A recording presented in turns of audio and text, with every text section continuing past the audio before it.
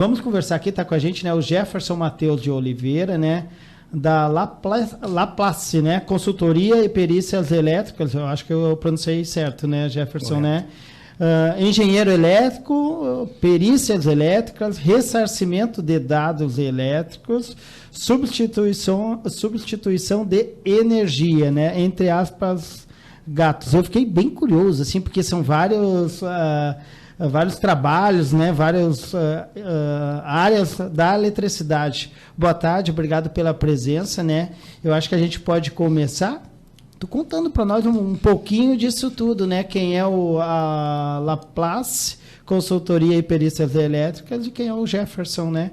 E aí a gente vai colocando aí o nosso bate-papo e vamos fazendo girar esse Berlinda em Foco desta quarta-feira. Boa tarde. Boa tarde, Palinha. Boa tarde, Andresa. Primeiro, agradecer aí o convite para estar aqui. E boa tarde aí aos ouvintes e espectadores. Bom, primeiro acho que eu vou começar com quem é o Jefferson. Legal. Assim, o Jefferson é um cidadão leopoldense e um engenheiro eletricista que trabalhou aí cerca de 12 anos em indústrias e 14 anos em concessionária de distribuição de energia elétrica. E hoje em dia está empreendendo aí, abriu a Laplace Consultoria e Perícias Elétricas. Tu sabe que o pessoal que está nos assistindo, nos acompanhando agora, vamos acompanhar depois, obviamente, porque fica gravado, né? Quando o Jefferson falou isso, né, eu disse, não, eu também, né? A gente vai ficando tempo assim, e depois resolve montar o próprio negócio, né? Que é um desafio grande. Sim, é um desafio diário, constante.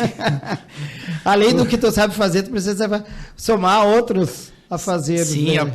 aprender novas habilidades, digamos assim, desenvolver novas habilidades, novas competências. Geralmente coisas que a gente não costuma aprender na faculdade, né? A faculdade, ainda mais na engenharia, né? Ela molda a gente a ser muito binário, né? Aquela coisa 0 ou 1, né? Ou é ou não é. Sim. Ou é funcionário, não é. É, aquela coisa, né? É boa. Trabalha para ganhar dinheiro.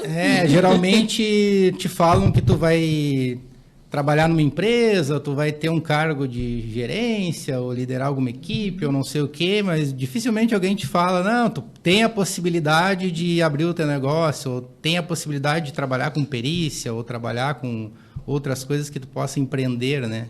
Mas tu sabe, Jefferson, assim, ao longo dos programas aqui, e esse programa especificamente, né, no Berlinda em Foco, a gente sempre fala isso, que a gente deveria ter uma cadeira, né, lá na faculdade, ou enfim, no próprio no ensino médio, assim, de como gerenciar o seu próprio negócio. Porque geralmente a gente se vai para uma faculdade, se especializa naquela profissão que a gente gosta, obviamente, e tal. Só que não diz pra gente assim, tu vai ser, se tu for proprietário, tu tem que aprender isso. Tu vai aprendendo com a dor, que nem dizem, né? Mas, enfim, faz parte do processo, né, da vida. Como é que tá o Jefferson, assim, em relação à empresa que montaste, assim, né? É um ano já que tem a... Não, ainda não. Vai fazer um ano agora em maio, dia 10 de maio. O que é a empresa, assim, qual que é o teu foco maior, assim, hoje na empresa? O foco é atuar com perícias, né, de uma maneira geral, e alguns nichos específicos. A gente faz trabalhos para condomínios, né, edifícios, na parte que tem a ver bastante com a segurança das instalações elétricas, né? Eu costumo dizer que a gente trabalha para proporcionar segurança para a edificação e, não menos importante, para os usuários, né? E quem é que contrata, assim, quem é que te contrata para fazer isso, assim, porque quando a eletricidade é uma coisa que eu não chego nem perto, né, porque eu confesso que eu não tenho habilidade nenhuma. Na questão nenhuma. Dos condomínios, geralmente é o síndico que procura, né, só que o problema é que eu acho que ainda falta uma conscientização, digamos assim, de uma maneira geral, no Brasil, né, como um todo, assim, na população, porque o pessoal deixa sempre a eletricidade em segundo plano, né. Se a fachada tá meio feia, tá meio arranhado ali, tá meio um mofo, a pintura não tá legal, o telhado tá com goteira, chama alguém, né? Tá feia a coisa, né? Agora a parte elétrica, que nem agora, a gente tá aqui nesse estúdio, temos a lâmpada ligada, monitor, tá tudo funcionando, parece que tá tudo ok, né? Mas lá por dentro da instalação elétrica, eu costumo dizer que tem os perigos ocultos, né? O risco elétrico ali escondido dentro da tubulação, ou às vezes embutido no chão, né? Ou na parede. Então, tu não vê aquela fiação ali, tu não vê como é que está aquela estrutura por dentro, né? Às vezes precisa fazer um diagnóstico, digamos assim, um exame médico da instalação. A perícia elétrica, ela normalmente acontece, tu vê mais o procedimento, como é que eu vou dizer, o trabalho é mais feito em processo quando tu já tem um problema? Ou as pessoas sabem que elas poderiam antecipar Na prevenção. a prevenção desse problema? As pessoas sabem, às vezes eu acho que não sabem, ou se sabem, negligenciam um pouco isso, né? Porque não é costume Chamar um engenheiro. chamar um engenheiro, chamar alguém com qualificação para... eu quero revisar aqui a minha instalação, porque faz 1 ano, faz 2 anos, faz 3 anos que existe o imóvel, ou 5 anos, 10 anos. Cara, enquanto não dá um problema, geralmente não chamam. Aliás, Jefferson, tem assim um período, né, de troca de fiação e tal numa casa, porque isso, agora tu falaste tudo, né? Só vai mexer, só vai olhar quando realmente der algum problema, né? Porque geralmente tu faz a casa, os fios lá em cima, no forro, né? Tu só vai olhar para eles se der algum problema. Tem algum período, assim, um prazo de validade em relação a essa... Tem a manutenção, obviamente, né? Mas um prazo de validade. A grande questão não é nem digamos assim, a vida útil dos componentes, Perfeito. que é uma parte importante, né? Aquilo ali vai te durar uns 20, 25, até 30 anos, por exemplo, uma fiação de uma casa.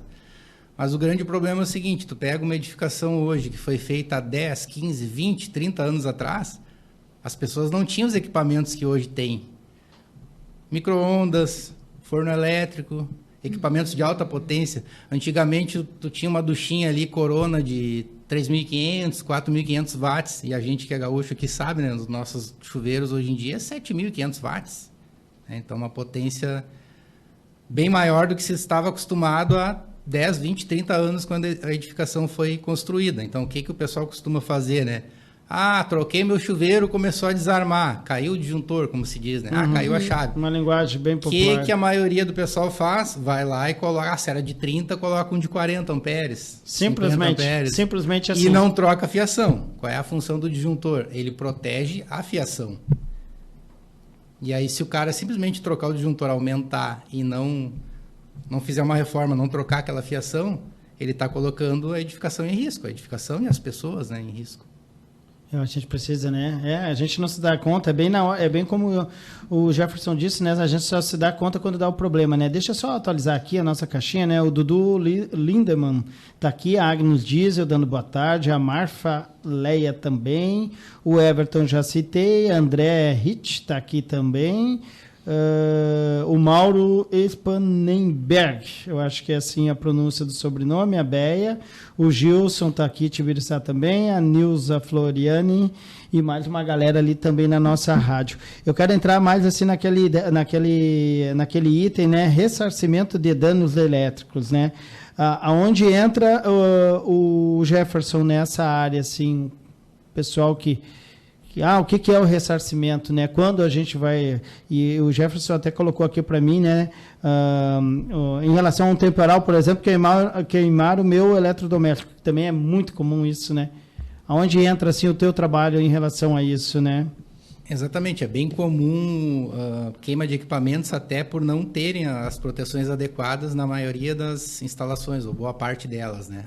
Do que se trata o ressarcimento de danos elétricos? Muita gente não sabe, né? Mas se der uma manutenção na rede, ou agora ali um carro, um veículo bate num poste, derruba a fiação, que é comum também, né? Essa poluição visual aí de cabos e tal, baixa, vem um carro alto e exato. Aí fechou um curto ali, deu um problema na rede da concessionária, né? Ela que te abastece a tua residência ou a tua unidade consumidora, pode ser um comércio, pode ser uma indústria.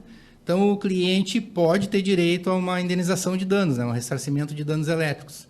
Como é que funciona isso? Ele abre um protocolo na distribuidora, no caso aqui nosso, RGE ou Equatorial, quem é de Porto Alegre, região da Equatorial, antiga CE. Abre um protocolo administrativo, informa alguns dados ali do equipamento, fala a data, a hora aproximada que aconteceu o problema, né? Que o equipamento deixou de funcionar, enfim, estava ligado na tomada e tal.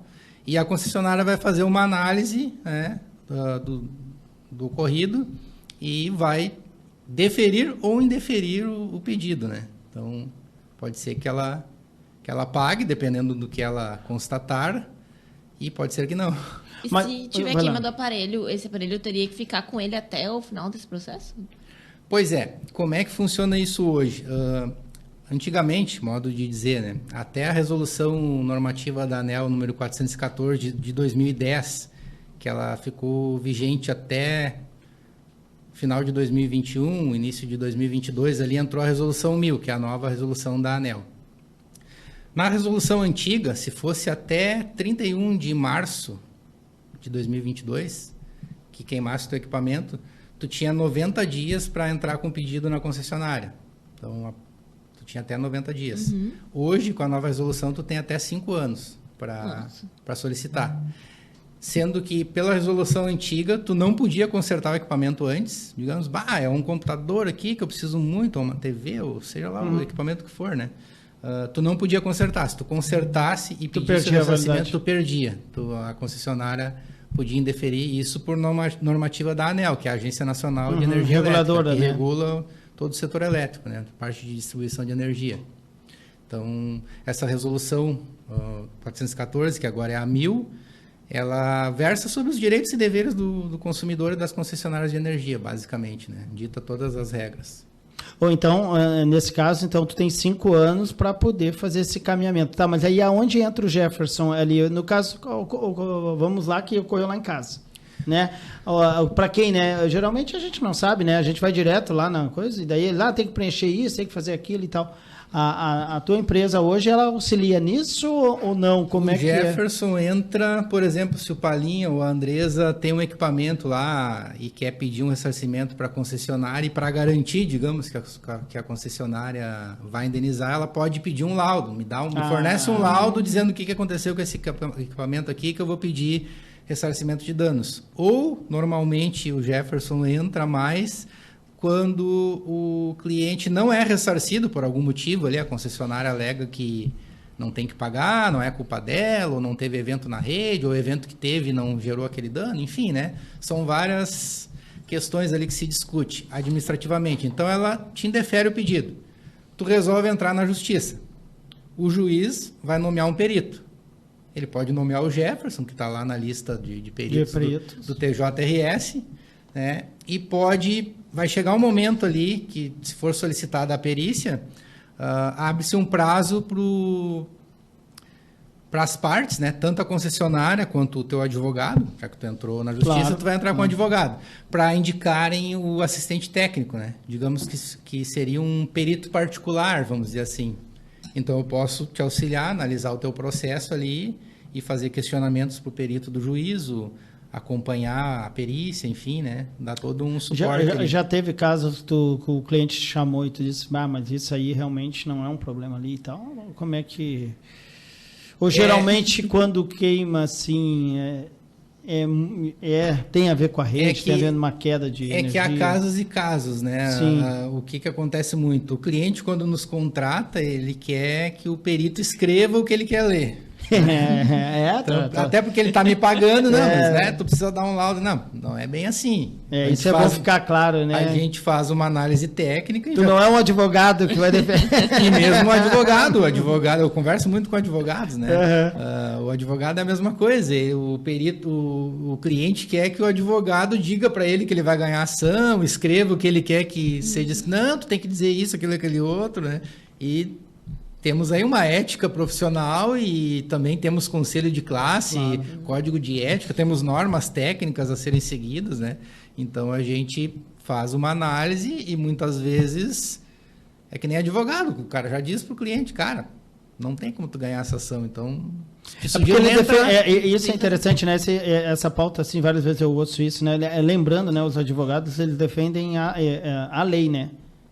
Claro que tem o cliente que contrata ele, mas ele vai na defesa da lei ali, né? Vai tentar achar algum meio, algum problema, algo que ele consiga, né? Defender o cliente dentro do que está na lei, né? Só para fazer essa ressalva. Jefferson, assim, ocorre muito também, eu acho, nas casas, né? 3, 4, 5 aparelhos ligados num Tzinho, né? O interruptor aquele ali e tal. o risco, né? O risco, porque a gente também precisa ter a nossa meia-culpa, né? De como usamos os nossos aparelhos, né, eletrônicos, assim. Qual a dica daria nesse caso? Como eu falei desde o início, né? O pessoal no Brasil, assim, de uma maneira geral, negligencia muito as instalações elétricas, né? Acho que falta um pouco de divulgação dos problemas, até por parte das associações, conselhos de classe, enfim, né? Fazer aquele trabalho assim, mais de divulgação mesmo e de conscientização do pessoal, né? Eu até faço um trabalho de formiguinha aí, agora eu comecei com um canal no YouTube, estou com alguns vídeos lá e não entrei ainda nessa parte das instalações e problemas das instalações elétricas propriamente ditas, né? Que eu estou fazendo algumas playlists ali por pautas. Sim, vai por parte, assim, quero abordar, mas eu já escrevi alguns artigos aí, que saiu até um artigo aqui no Jornal Vale dos Sinos, eu tenho um blog ali também da Laplace. Sobre esses cuidados e tal. Exatamente. Qual a orientação, assim, nesses artigos, assim, que tu deixa muito claro, assim, pro pessoal que vai ler? Orientação, né? Sempre contratar um profissional qualificado para fazer, desde um projeto, né? A gente vê que muitas casas às vezes são construídas sem um projeto arquitetônico, sem um projeto ali da parte civil, muito menos projeto elétrico, né? O pessoal se preocupa muito com a pintura, né? Que cerâmica que eu vou colocar, se vai ficar bonito, se não vai. E essas partes aí mais estruturais e mais a parte elétrica. E sendo que tudo isso que tu pensa no primeiro momento pode ser destruído por aquilo que tu não pensa. Exatamente. O pessoal acha que é caro contratar alguém para fazer um projeto elétrico, é caro contratar um engenheiro. Mas sai muito mais caro se pegar fogo numa obra. Até teve um caso, né? Eu, pelo menos, soube que ali teve uma lojinha que pegou fogo ali no Paradão, perto do shopping. Ali no Novo Color, que a princípio o início... sim, agora há pouco... Faz uns meses já, isso, eu acho, mas sim. A princípio o início do fogo foi por causa de um T utilizado com muitos eletrônicos, muitas coisas conectadas. Me parece que assim, quando tu vê um incêndio, quase sempre quando a perícia vai e tal, quase sempre é alguma pane elétrica, né?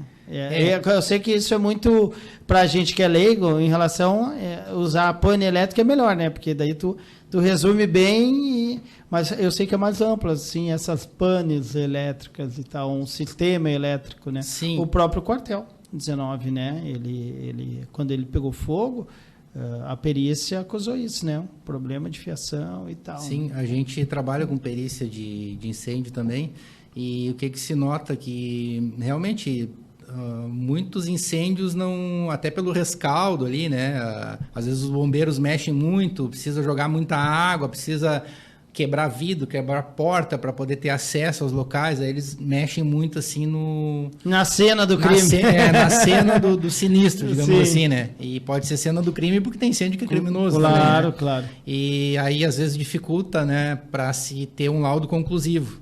E geralmente quando não se conclui nada, se atribui possivelmente a provável dano, né? O provável problema elétrico, provável origem elétrica, né? Ô Jefferson, agora a gente tem aí, né? Inclusive, eu sei que o Sérgio também, lá, a Andresa também lá na Percom, a energia solar, né? Que hoje, quais cuidados, assim, também, né? Quando tu vai escolher, né, uma empresa para colocar, porque ali passa pela tua rede elétrica, né? Então, assim, quais os cuidados que é preciso também quando tu vai fazer, não é simplesmente ir lá olhar a empresa que fornece as placas e tal, né? Qual o olhar que tem que ter nessa área? Já teve cliente me chamando para verificar incêndio que eles estavam suspeitando que era problema no sistema fotovoltaico. Nossa. E acontece de telhados caírem, né? Para não ser feita uma análise estrutural, por exemplo. Olha só, tem até né? um site aí que é telhadômetro, acho que é do Canal Solar. Se colocar no Google ali, o pessoal vai achar. Aí eles relatam ali os acidentes, tem várias quedas de telhado aí. Bom, qual a recomendação que eu daria, né? Verificar, né, o know-how da empresa, a idoneidade da empresa, né? Porque o que eu vejo bastante, assim como várias outras atividades, né, em várias outras profissões, enfim. Não, né? Mas eu me refiro até na parte elétrica, assim, né? Os cuidados de porque tu tá ali olhando, né? Eu coloquei há pouco lá em casa, tu fica observando, né? Porque mexe no teu sistema elétrico de casa. O relógio já, né? A concessionária vem e troca o relógio também. Sim. Ou seja, né? Tudo passa por isso, né? Se tu tem uma casa antiga, com uma fiação antiga, não é preciso ter esse cuidado também, porque geralmente quem vai fornecer essas placas, eles não vão mexer na tua rede elétrica, né? A recomendação que se dá depois que já está com o sistema instalado, assim como toda a instalação elétrica, é ter revisões periódicas, né? No caso dos módulos ali, tem a questão de limpeza, o pessoal faz limpeza de tempos em tempos, porque o sistema começa a perder um pouco a eficiência, começa a não produzir mais tudo aquilo que produzia quando estava zerado, né? Então, é revisão, é contratar profissional qualificado para verificar, analisar a tua instalação e, preferencialmente, antes de instalar o sistema solar, tu dá uma geral na tua instalação até para ver se ela está adequada para comportar, né? Assim como o teu telhado, se ele está adequado para comportar um peso a mais, né? Tem que fazer esse estudo, né? Eu estou usando a colinha aqui porque vai surgindo os assuntos, né? Mas eu estou usando uma colinha que o Jefferson me trouxe, né? E que energia elétrica, para quem não tem as placas, né? Hoje eu vejo que, nossa, é uma diferença, né? O que mais consome, né? E tem aqui uma pergunta, né? É verdade que um medidor de energia, relógio de luz, né? Trifásico gasta mais? Isso aí é fato ou boato? É um mito, eu diria assim, né? Porque não é que não gasta mais. Agora eu vou tentar explicar, né? Vamos lá. Para o pessoal que não é da área. O que acontece? Tu tem... Vamos falar uma residência, que é o mais comum, né? Sim. Tem um medidor monofásico, né? Que é uma fase só. O bifásico, 2 fases, né? Obviamente. E o trifásico, que é o com 3 fases. Isso para voltagem 220, 110 ou tanto faz, só para o pessoal. Hoje aqui em São Leopoldo, eu acho que ainda a gente tem localizações com 110. Tem, eu acho que alguma área central, se eu não me engano, na Vicentina, mas a maioria dos bairros é 220. Mas tínhamos lá atrás, nós tínhamos quase tudo era 110. Porto Alegre, por exemplo, é o 110, 127, né? O famoso 110. O que acontece? Tu tem a tarifa de disponibilidade do sistema, ou a taxa mínima, né? Falar no popular. No monofásico, tu vai pagar 30 kWh, o consumo é medido em kWh, tu vai pagar 30 kWh se tu não consumir nada, né? Saiu, foi viajar, tirou tudo da tomada, nem geladeira ficou ligado, vai pagar 30 kWh. O bifásico, tu vai pagar 50 kWh, sem usar. E o trifásico tu vai pagar 100. Nossa! Só que geralmente os 100 kWh, cara, uma família, por exemplo, com 2, 3, 4 pessoas, consome muito mais do que isso. Então acaba que, em geral, a maioria das pessoas não consome menos que os 100.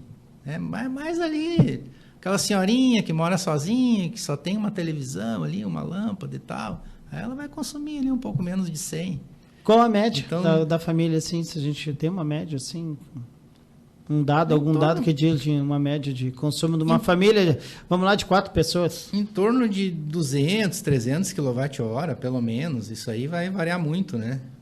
Mas, assim, o que eu quero dizer é que se criou um mito com essa história do trifásico gasta mais. A mesma coisa... Mas a gente ser leigo, né? Porque daí tu tá imaginando 3, trifásico.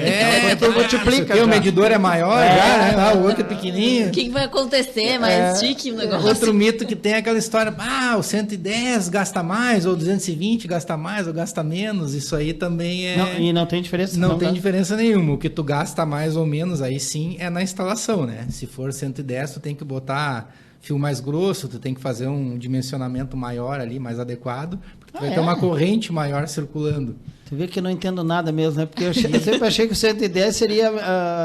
que o 220 era mais forte que o 110. Na questão de fios e tal, né? De entrega de carga. Mas... Não, na verdade, se cria esses mitos, né? Mas na realidade o que acontece é que em 220 tu acaba tendo uma corrente menor, né? Então tu consegue colocar um fio, um condutor ali, um fio mais fino. Essa é a diferença, mas um chuveiro de 5.000 watts ligado lá na casa do cara que tem alimentação de 110 vai consumir o mesmo que os 5.000 watts na minha casa, que é 220. Que a potência não muda, né? Os mesmos 5.000 watts, independente de onde ele estiver ligado. Claro, desde que ele seja projetado para funcionar em 110, em 220. Quero mandar um abraço aqui agora. Chegou aqui, né? O Sérgio Dittmann, né? Tá aqui dando boa tarde pra gente. O Marcos Zulu também aqui dando boa tarde pra gente, né? Tem outra coisa que eu acho muito comum, e a Polícia Civil, até ontem teve um caso que publicamos, né? Que é os populares gato, né? Cada vez mais frequente, a polícia em cima, né? Que é o roubo de energia, né? Como lidar com isso, né? Tu botou aqui, né?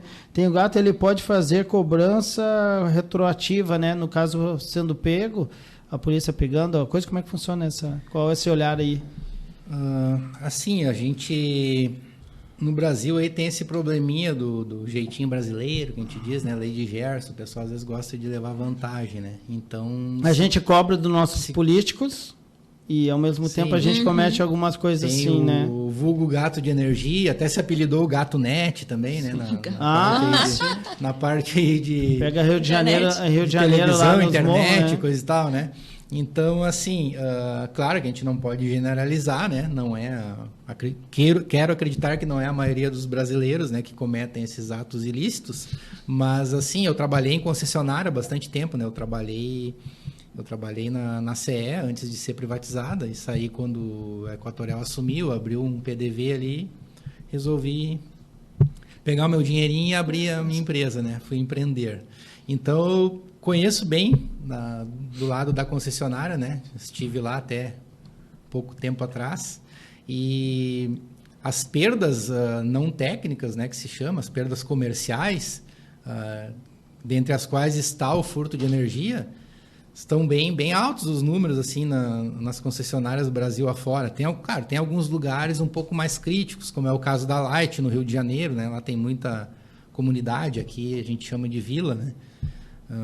Tem lá no Amazonas também, eles estão com perdas bem mais altas assim do que a média das outras concessionárias do Brasil.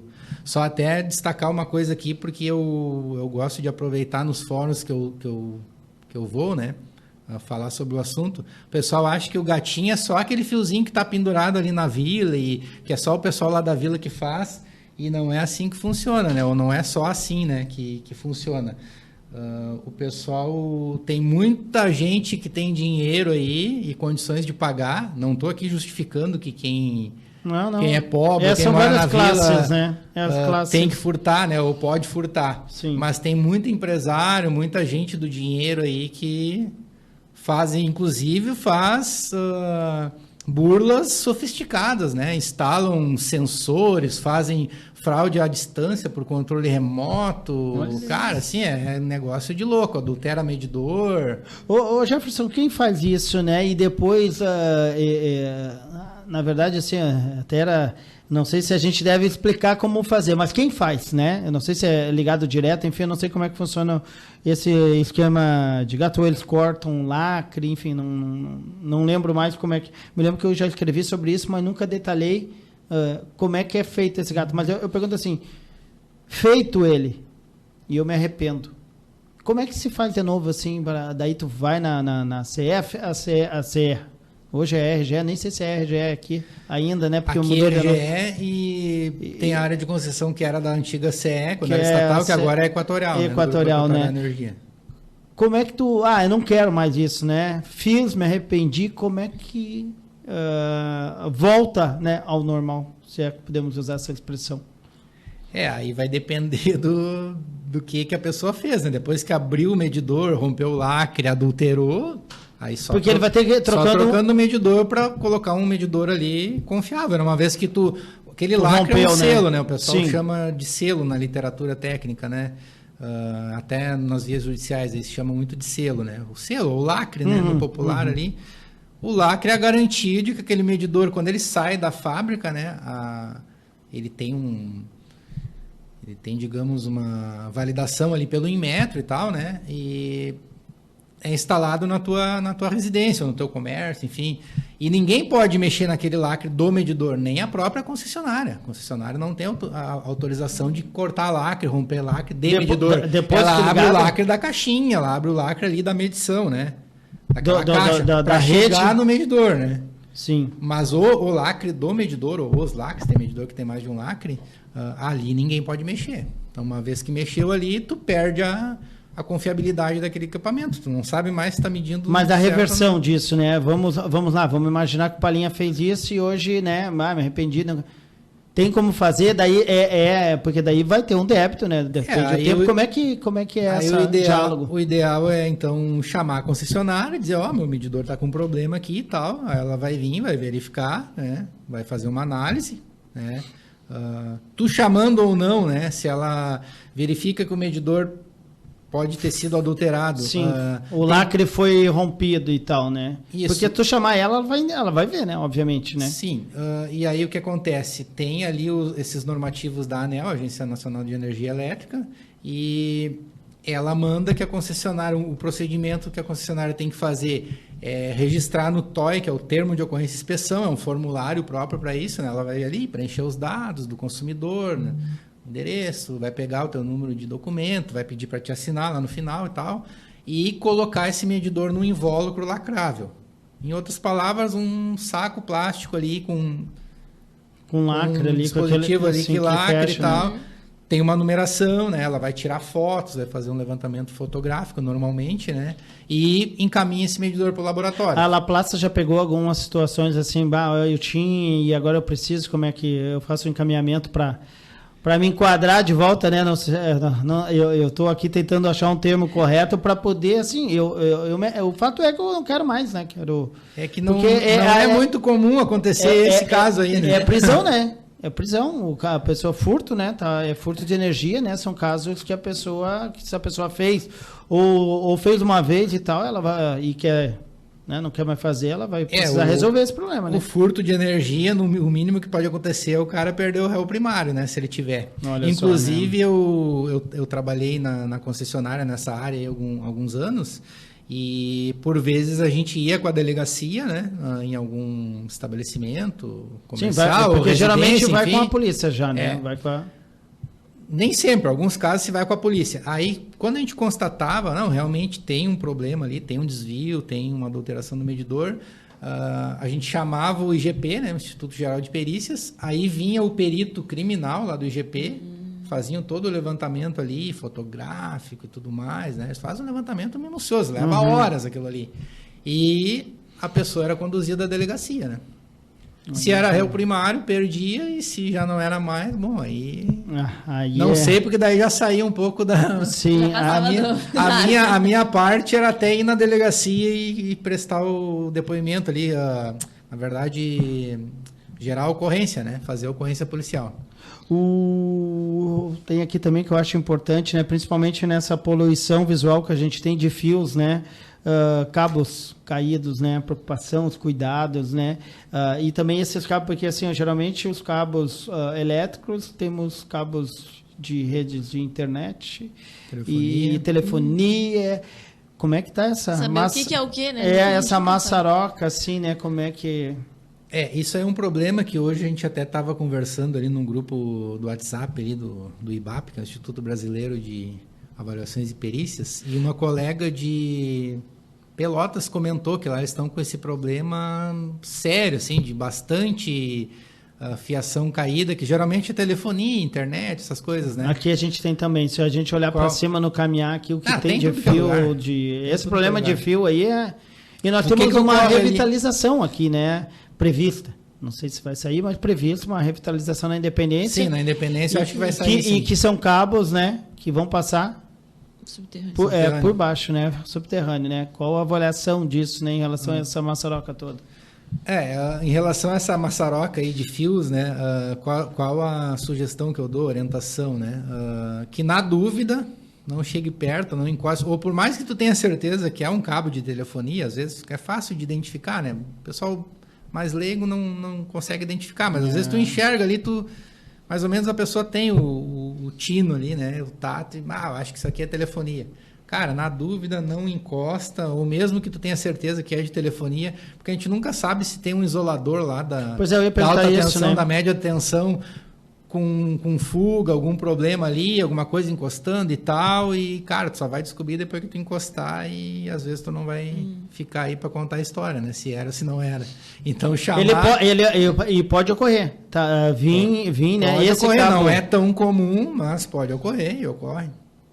Então, a orientação é chamar a concessionária, aí eles vão entrar numa briga, né? De que, não sou eu, é a telefonia. E aí, tu vai chamar quem? É a NET, é a Sky, é a operadora local, que a gente tem aí operadoras locais.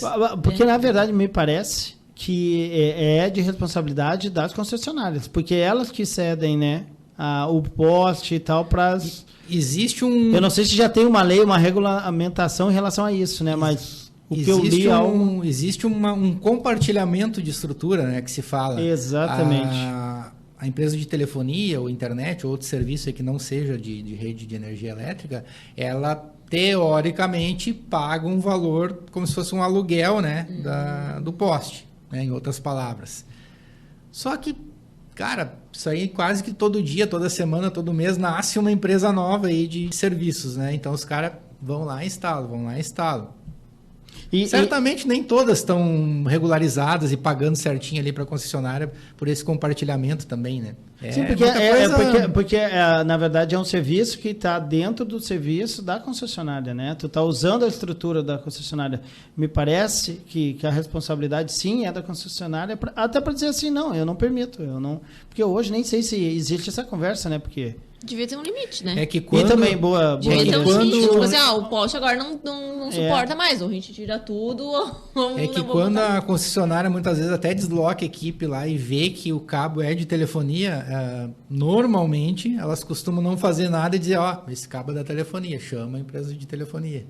E só aí que a empresa de telefonia tem 10 empresas de telefonia naquele poste. E às vezes a telefonia não tá mais naquela rua, ou então já cancelei o sinal e agora como é que eu vou fazer? Às vezes é rede obsoleta ali que já nem tá mais em uso realmente, né? Aliás, eu acho que se a gente fizer um estudo, a grande maioria é assim, a Andresa hoje não trabalha com essa telefonia, ou com essa operadora, enfim, trabalha com outra, mas segue ali os cabos tudo atravessado, né? O que vocês falam nos grupos em relação a isso? Porque tu estava entrando nesse assunto, né? Nos grupos até vocês conversam em relação a essa poluição visual de fios, assim.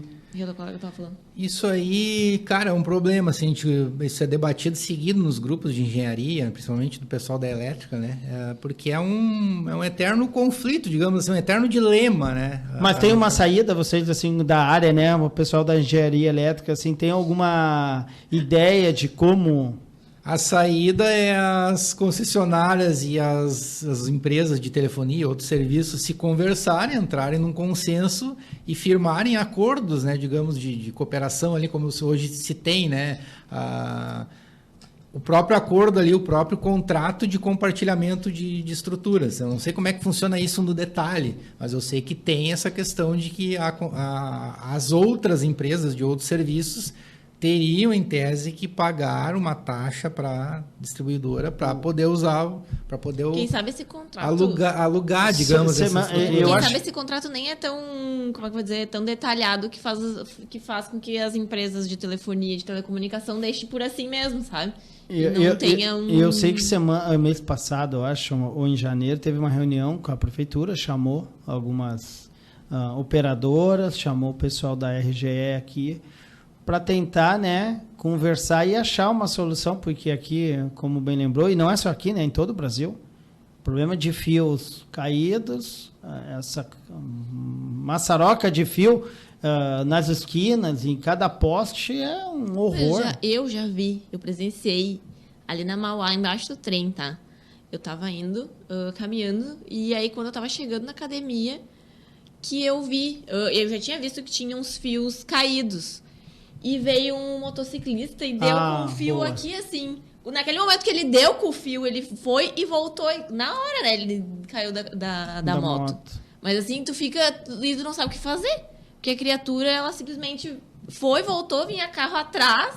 Nossa. A sorte que ele conseguiu se levantar, se colocar pro lado e... Eu acho que o Dudu News, que tem uma página no Facebook ali em Novo Hamburgo, que às vezes a gente troca a figurinha aqui, ele filmou um cara com o pescoço. engatou o pescoço num fio desses, baixo, né? O motoqueiro veio e não morreu, mas ficou uma tatuagem ali no pescoço, né? Que é muito comum, né? Isso aí precisa, vocês realmente são da área, né? Debater cada vez mais, porque a gente precisa avançar, né? A gente não avança nesse... e é através, eu acho, de alguma punição. A lei existe, ou acho que existe alguma lei, deve existir alguma lei que tu não pode, né? Colocou, retira lá, né? A rede, o Jefferson não usa mais, ou a Andresa não usa mais, retira, né? Mas eu acho que não funciona. Muita coisa, a gente tem lei no Brasil e não é cumprida, né? Tem a lei só, né? Eu quero mandar um abraço aqui para a Rosângela, só um pouquinho, Andresa, já te passo, né? O Luiz Gustavo dando boa tarde para Berlinda aqui, o vereador Gabriel Dias aqui com a gente também, a Karina está aqui, a Cleusa, João Vitor de Aguiar, a Cleusa, eu falei, a Paula Caroline, né? O Gilson está dizendo aqui, né? Nas antigas era só a CRT que compartilhava a estrutura, né? Mas aí foi crescendo esse serviço e ficou sem controle. Hoje tem empresa que simplesmente usa a estrutura. Acho que a concessionária de energia nem tem o conhecimento exatamente que o Jefferson tinha, né? Aquela coisa revelia, né? E é muita... Claro, não tirando a responsabilidade das concessionárias, enfim, mas é muita coisa para se ver, para se verificar. Eles não tem nem perna para fiscalizar tudo isso aí, digamos. Sem falar os fios pegando fogo, né? Porque são cenas, assim, que ocorrem demais, assim. Quando tu vê um fio tá pegando fogo ali e tal, e daí já pega fogo no outro, porque daí é aquela monte de fio, né?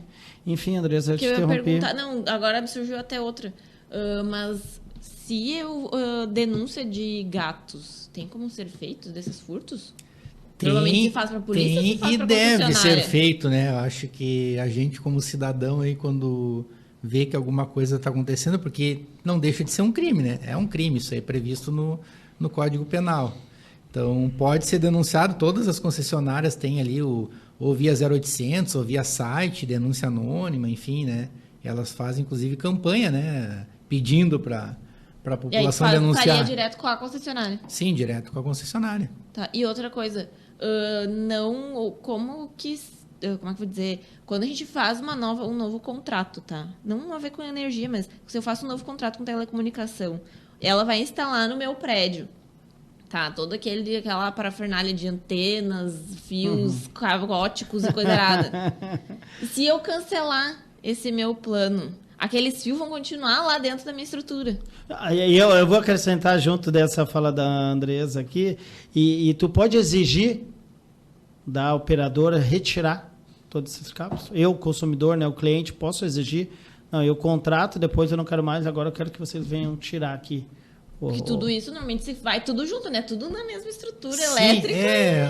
Esse é um problema, né? O pessoal vai colocando mais um fio, mais outro fio, e depois ninguém tira, né? Na hora isso. Ninguém sabe o que já me aconteceu de... Até a antena da Sky, eu cancelei o plano, eu acho que até hoje a antena... Eu tenho duas lá em casa. Eles não tiram. Mas tu pode exigir? Ou tu tem essa informação ou não? Não, aí fugiu um pouquinho da minha área, né? Sim. Porque serviços de telecom, serviços de telefonia... A minha pergunta no sentido de hoje eu tenho, aqui a gente tem o prédio, né? Hoje eu tenho o prédio, e isso tudo vai na mesma estrutura elétrica, normalmente. Não iria? Teoricamente... Tu teria que ter teoricamente, por norma, tu não pode passar, por exemplo, no mesmo eletroduto. Não pode passar dados e voz e elétrica pelo mesmo eletroduto, pelo mesmo caminho físico, porque dá interferência eletromagnética e entra em umas questões mais avançadas. Mas é uma situação que não deve. Não deve, a gente sabe que passa, né? Mas não deveria passar. Não deveria. Tem que ser caminhos diferentes, né? Tubulação diferente. Sim. 14 horas 19 minutos. Tu tinha falado para nós aqui, tu tem umas publicações aí, se quiser divulgar, né? Que é pro pessoal que está nos acompanhando. Sim, eu até trouxe uns dados aí, que não sei se vai dar tempo, mas eu acho que eu não posso sair daqui sem falar sobre esses números, né? Que são... Vamos ouvir, né? Vamos ouvir esses números. A gente está aqui com o Jefferson Matheus de Oliveira, né? Engenheiro eletricista. Quando a gente vai fazer alguma modificação em casa, no trabalho, em qualquer local, né? Que vai fazer no galpão, temos que chamar uma pessoa especializada, como tudo na vida, né? E a gente não chama, né? Mas quando se trata de energia elétrica... Ainda mais que a gente vai usar, né? Deveria se cuidar. Tem uma publicação minha de um artigo que saiu na revista da EA-Sinos, que é a Associação dos Engenheiros e Arquitetos do Vale dos Sinos, que eu falo justamente dessa questão aí dos perigos, né? Das instalações elétricas e os perigos ocultos.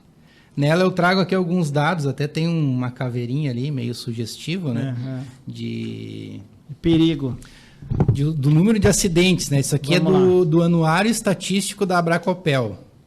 A Abracopel é a Associação Brasileira de Conscientização para os Perigos da Eletricidade. Associação aí sem fins lucrativos que faz um trabalho aí de, digamos, quase que de formiguinha, né? Tentando conscientizar o pessoal. Então ela trouxe aqui que em 2021 a gente teve um total de 1.585 acidentes. Isso em qual região? Isso Brasil. Brasil, nível Brasil.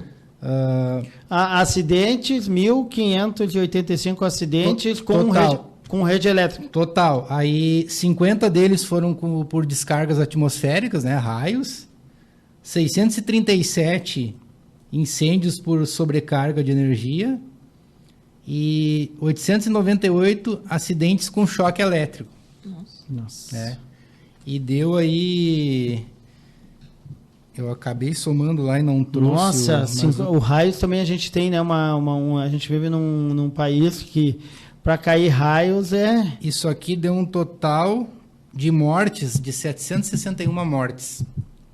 Desses 1.585 acidentes, 761 veio a óbito. Exatamente. Pessoas envolvidas, 760. Fora quem, de repente, ficou com alguma sequela, perdeu um braço, porque às vezes entra num braço, sai lá numa perna, num pé, estoura, né, o teu pé, tua perna, tu perde um membro, né, muitas vezes. Nossa, é bastante, mas também até eu fico vendo, né, esse universo do que a gente olhar para cima assim, né, e ver essa quantidade de gambiarra que tem. Eu não acho era para ter nenhum. Eu acho que até é pouco, né? Tá falando do universo Brasil, né? E assim, eu peguei os dados aqui em primeira mão, o anuário 2023, que é sempre dos dados do ano anterior, né? Ele vai sair agora na virada do mês. Acho que vai sair dia 1º de abril, e não é mentira. Os dados de 2022? De 2023. De 2022, isso, né? Que vai sair agora de 2023. Então, isso. aqueles 1.585 acidentes totais... Em 21? Em 21? Em 21 e em 22, 1.828. Nossa. Ou seja, um aumento ali em torno de 15,33%, né? Então dá para ver que aumentou bastante. Por outro lado, as mortes diminuíram um pouquinho, né? Dos males o menor, de 761 passou para 686. Mas é uma redução aí de menos de 10%. Mas a gente pode ver que em números gerais ali aumentou o número de acidentes, incêndios. Mas aí tu tem o dado ali para usar o mesmo critério, né? Raios, tem esses dados ali? Quantos raios? Tem, se tu quiser. Isso, porque falamos em 50 raios em 2021. Aí 101 em 2022.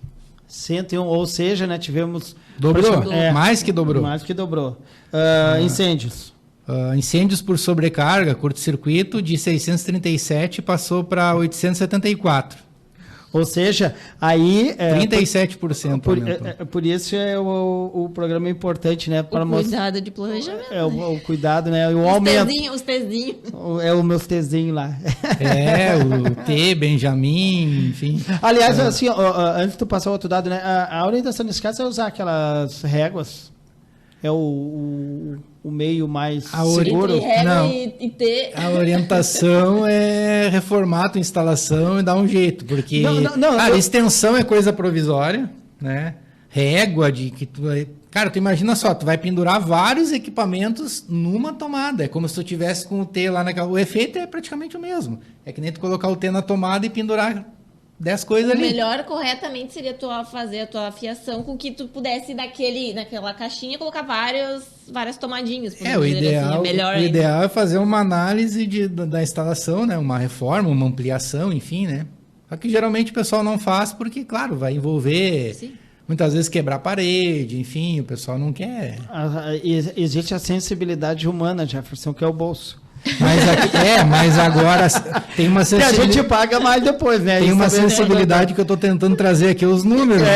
Boa, Jefferson, vamos lá. Então, finalizando, acidentes com choque elétrico. Sim. De 898 caiu um pouquinho para 853. Diferença ali de 5%. Mas no geral a gente viu, né, que de 1.585 passou para 1.825, né?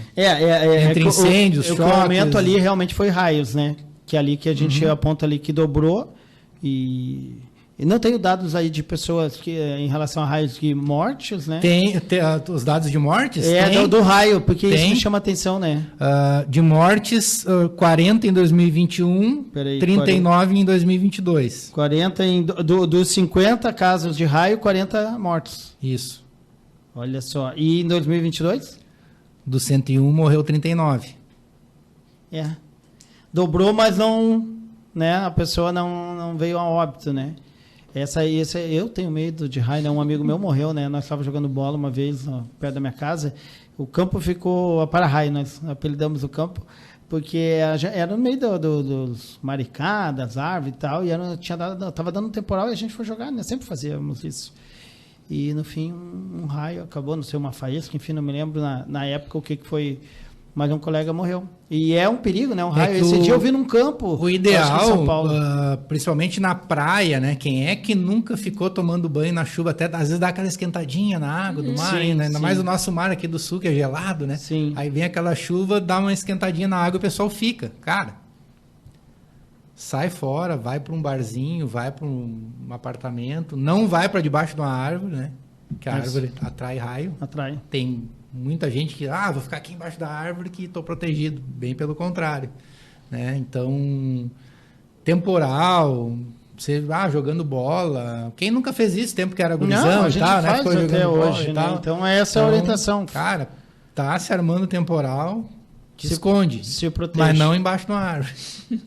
Porque aqui a gente tá... Aqui um dado muito interessante, né? Em 2022, 101 raios, né? E 39 mortes. É impactante, a gente precisa ficar atento a esses números, né? Que é o que nos protege, né? Bom, 14 horas e 27 minutos. Jefferson, qual o endereço, né, da empresa, né? Deixa eu me fugir aqui o nome da empresa, eu acho que eu perdi aqui a... Laplace Consultoria e Perícia. Isso, para te achar? Para nos achar é só ir em qualquer rede social aí, @Laplace Consultoria. Tem o Linktree, tem o Instagram, tem Facebook, estamos em quase todas as redes sociais aí. Inclusive temos esse livro aqui que o pessoal pode baixar gratuitamente. Resolução, Anel. Eu estou sem óculos aqui de longe. Está disponível o link para baixar no nosso site, que é uma publicação aí que a gente fez sobre a nova resolução da ANEEL, né? Tentando esmiuçar aí, porque a ANEEL aglutinou mais de 60 documentos que ela cancelou, inclusive a resolução antiga, a 414, de 2010, e criou essa nova resolução e mudou bastante coisa, né? Até comentei aqui que antes tu tinha 90 dias para pedir o ressarcimento, agora 5 anos. Né? Antes tu não podia consertar, agora tu pode consertar o equipamento e depois reclamar. Essa resolução normalmente tem instrução para instalação elétrica para projetos novos, essas coisas ou não? Não, na verdade ela versa sobre alguns critérios de aprovação da concessionária, né, para ingressar projetos e tal, mas ela não fala exatamente para o cliente como que ele deve fazer o seu projeto, sim. Né? Aí não está dentro do escopo. Tá certo, então. Obrigado, viu, pelos esclarecimentos. Pode contar sempre com a Berlinda. Também se tiver artigo que tu queira escrever, manda pra gente aí, a gente publica no nosso site. Eu acho muito bacana, assim, um assunto que cada vez mais a gente precisa entender, se apropriar para, né, não correr risco, porque a gente está sempre falando em risco de morte, né? A pessoa que não souber, né, como lidar com isso, está sempre colocando a vida dele e a vida de quem está no entorno dele, né? Excelente, vou mandar artigo sim, porque eu tô aí nesse trabalho de formiguinha, né? Também a gente não tem tanto tempo de estar escrevendo, de estar fazendo e tal, mas no que eu posso participar e tentar, se eu conseguir conscientizar uma pessoa, que de repente uma pessoa que ouviu dizer que não vai para baixo de uma árvore, talvez salvei uma vida hoje, né? Eu não vou, porque o Jefferson, eu estava escutando um programa lá. Já não vai mais jogar bola. Não, mas eu não jogo. O Berlinda em Foco lá. O Jefferson, estávamos ouvindo ele lá, ele disse, não vai para debaixo da árvore. E fica grave, né, essa informação. Obrigado, viu, pela presença aqui. Eu que agradeço a oportunidade. Andressa, obrigado pela pauta. Pauta boa, né? Essa Andressa ontem, né? Vamos lá, né? Semana que vem vai ter o pessoal da Assist aqui, porque a gente vai falar do 103 anos da Assist, comemorados ontem, né? E a gente tentou, hoje não deu, mas essa pauta também era muito importante. Inclusive, eu conheço o Jefferson por causa do núcleo de jovens empresários da Assist, que a gente faz parte. Olha só. Nos conhecemos na Assist. Estamos de colegas de núcleo, esperando lançar outros novos projetos para o núcleo de jovens. Olha só, né? Então, parabéns para vocês, né? Vocês estão inseridos na Assist, até né? quem Parabéns. for associado lá e estiver nos ouvindo, nos vendo, enfim, né? E quiser conhecer o núcleo, né? Estamos abertos para... Inclusive, vai ter um mês que vem, vai ter, dia 11, né? Vai ter uma se não me engano, dia reunião 11 de abril vai ter reunião de integração para receber novos nucleados que tenham empresas de até 5 anos ou que tenham de idade... Até 40 anos. Isso. Se eu não me engano. É um preconceito para a idade, né? Mas a tua empresa pode, a tua empresa é nova, pode fazer parte. Eu entrei porque a empresa era jovem. A minha empresa também é jovem, né? Minha da Sônia Berlinda. Passei um pouquinho dos 40.